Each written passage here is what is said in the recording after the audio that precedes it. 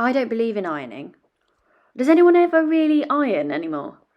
Except for a wedding, of course. Then, a very important part of getting ready is to run around the house in your underwear, shouting at each other about where we actually keep the stupid thing. Or is that just us? I feel that people who still iron need to be told the good news. The war on creases is over. We have decided to live with each other and get on with our lives.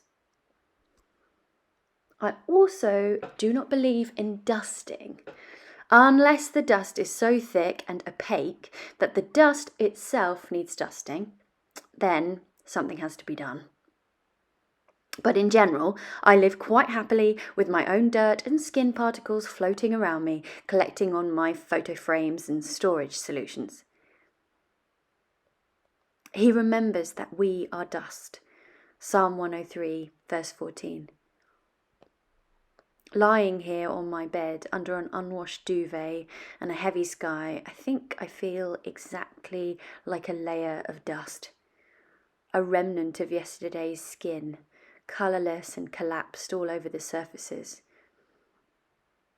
Why are we so surprised that the trauma of the past 2 years has left us so uninspired and drab? Trauma doesn't make us sparkle and teach us wonderful lessons. It makes us exhausted.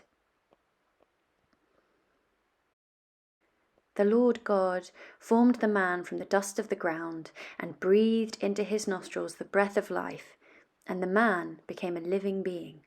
Genesis 2, verse 7.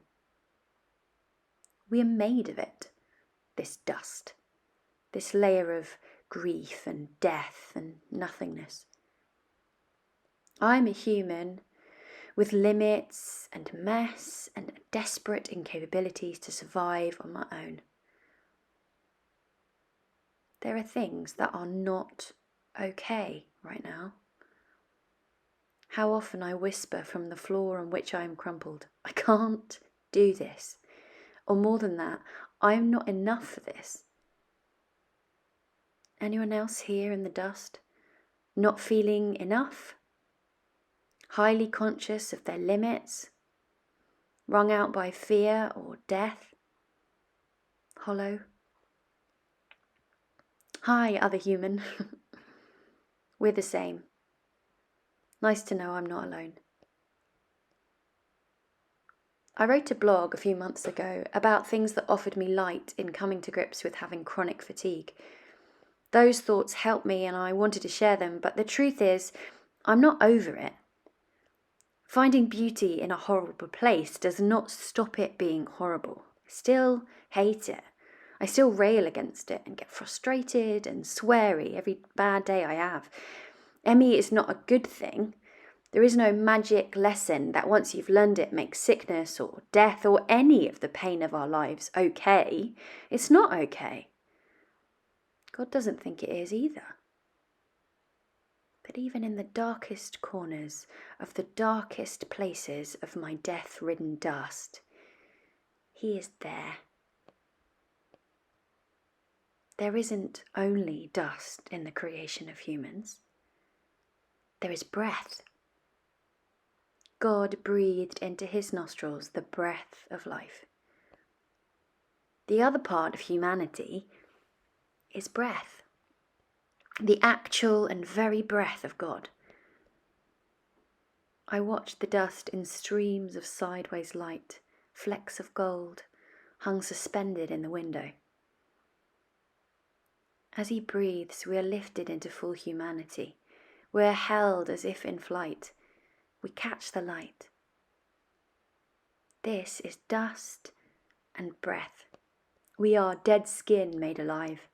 We are present, and God is present. He is with us in the dust, and that transforms it. Even more than this, when God made us, we were held in His hands and kissed into living. Could there be a more intimate way to be born? To be kissed into life? What an image of the love of God, who before we could offer Him any contribution at all, kissed us and gave us Himself. As I held my lovely little niece this summer, I was thinking about this kind of love. I love her because she is of infinite value to me, because she is here, because she is her.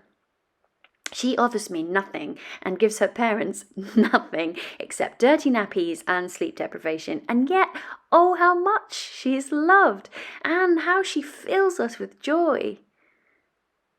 And what is this compared to the God's love for us? His breath is there in the beginning. He loves us from the start. He shares himself with us. He gives us his presence. I am dust, but also I carry his breath. I am carried by his love for me, lit by his presence. It is okay to be on the floor because he's there too, which elevates my dregs into something wonderful. So, my dusty friend, I am not finding a cure, but I am finding rest in accepting that I am dust. Dust in the shards of window light. The very nature of humanity is magical. Recycled stars made alive with the breath of God. There's relief for me in the fact that I don't have to make my own magic, my own light. I can stay dust. I don't have to graduate or find the deep and meaningful lesson in my illness to make it okay that I am sick. We don't have to scrabble around trying to find some silver lining to the complete devastation of the pandemic. We don't have to rise above our circumstances or live our best lives. We just need to hang out in the window and enjoy the dance with the other pieces of dust. Together, we look pretty special, don't you think? Really, this is a letter to those I love so much. You are dust, and you are breath. And when I catch Jesus glinting off your life, of who you are mesmerizingly beautiful. Who didn't wonder when they were children what those bits of light were in the window, hovering over the carpet? Fairies, perhaps. Tiny bits of the sun? Almost definitely magic. But, after all, only dust.